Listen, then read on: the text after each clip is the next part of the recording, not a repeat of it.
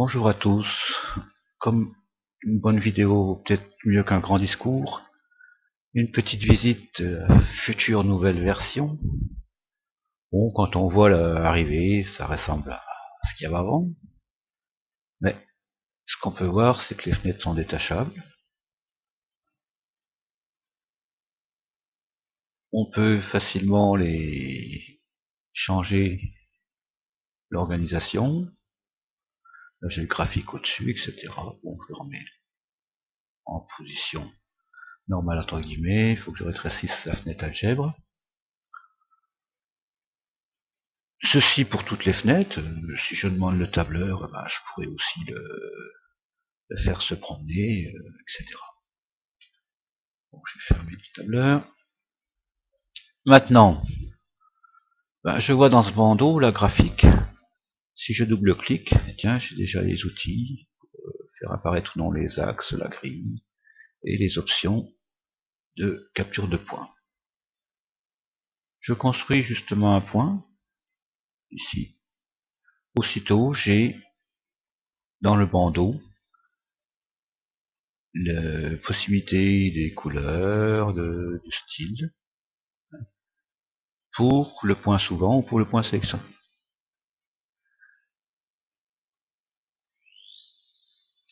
Les commandes.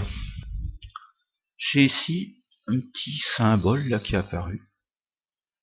Si je clique, je vais avoir toutes les commandes répertoriées, classées, en plus les fonctions mathématiques, pour ceux qui se souviennent jamais plus que, ma foi, oui, en informatique, racine carrée, ça s'écrit square root, SQRT. Toutes les commandes GeoGebra sont triées. Et qui plus est, lorsque vous sélectionnez une commande, vous avez la syntaxe qui s'affiche en bas et un bouton coller qui vous permet d'écrire la commande, avec bien sûr les braguets de la commande qui sont en rouge maintenant, qui sont visibles, et donc tout bêtement unir la liste 1, 2 et la liste 3, 4. C'est que j'en suis 3, 4, voilà. Avec au passage, on remarque que les accolades se mettent en couleur, pour bien savoir. Et si je valide, j'ai donc ma liste qui est l'union des deux listes qui est créée ici. Si je vais dans le champ de saisie, j'ai toujours possibilité de saisir des symboles, mais une table beaucoup plus claire apparaît. Bon, par exemple, le symbole appartient. Est-ce que 1 appartient à liste 1? Valider. Et je vois que mon booléen m'annonce que c'est vrai. Et on voit avec l'infobulle, booléen appartient à 1.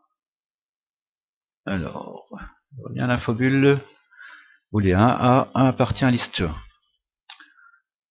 Si je regarde la fenêtre algèbre, j'ai ici possibilité, par ce bouton, de faire apparaître soit les objets auxiliaires, bon ici j'en ai pas créé pour l'instant, soit de trier les objets par type.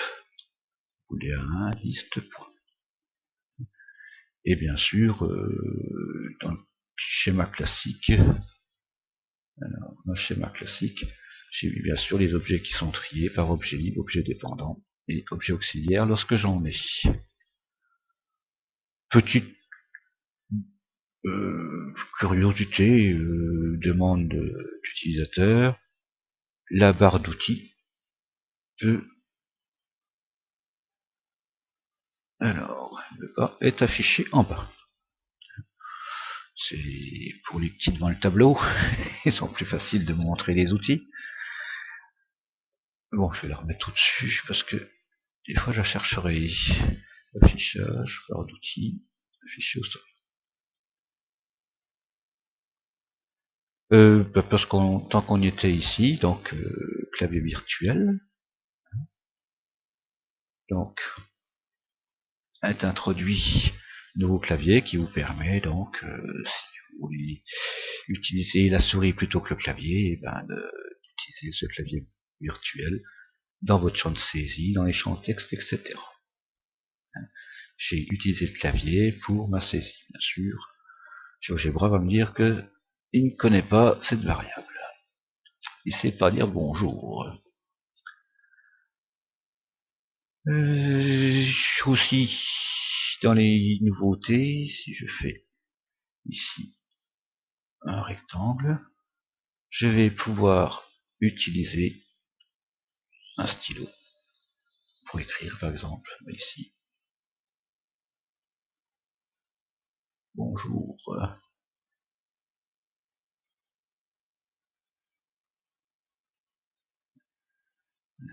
Et ceci va être défini comme une image, qui va être traitable comme les images, etc.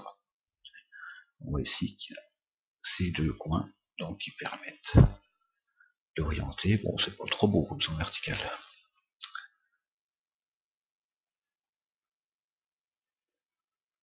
Dans les options, vous avez encore option, où vous pouvez paramétrer, demander que tous vos objets libres soient de ce style-là, avec telle couleur, que vos vecteurs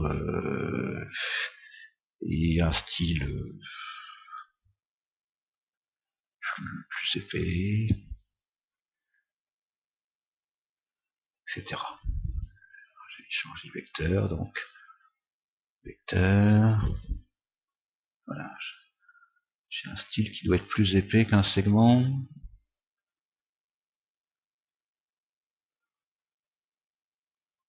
Ouais, c'est pas, ça saute pas aux yeux. Je sais pas, j'ai du 1 au 3, c'est ça. De toute manière, pour tout outil ligne sélectionné, je peux ici remodifier la taille. Sélectionner ici. Ah,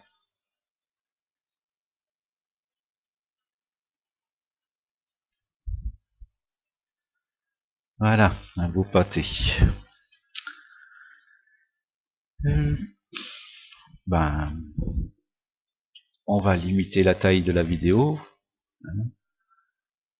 Bien sûr, si je aussi dans toute l'ergonomie, tableur, j'ai ici le tableur et j'ai aussi,